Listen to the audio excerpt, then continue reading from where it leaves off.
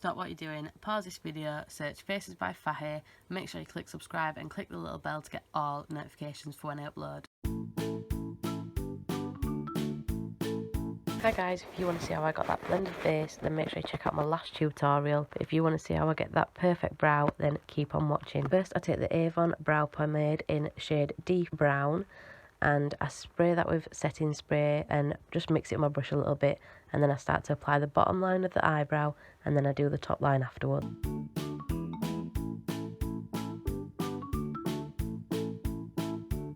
I then start to fill it in just from about a third of the way in all the way up until the end, and leave that first section there, and take a spoolie and brush out any stray hairs that you have to keep them in line.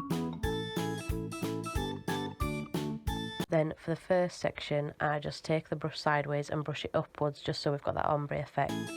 Then I'm going to take the Fahey concealer in shade Neutral and underline the brows just to cover up any mistakes and keep that shape that I really want.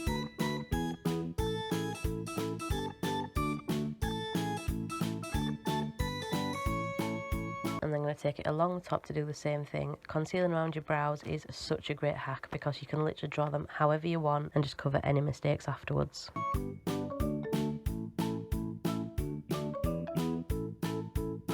Then just going to take a flat brush and use that to buff out the concealer to blend it into the foundation, doing tiny little swipes and pat.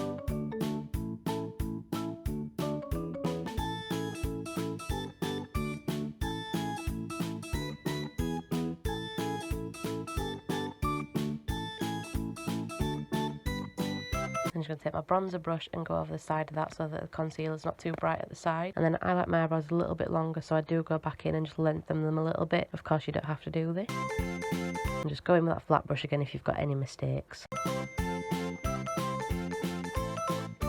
And that is how I get my basic brow on point. I hope you enjoyed, and I'll see you in the next tutorial.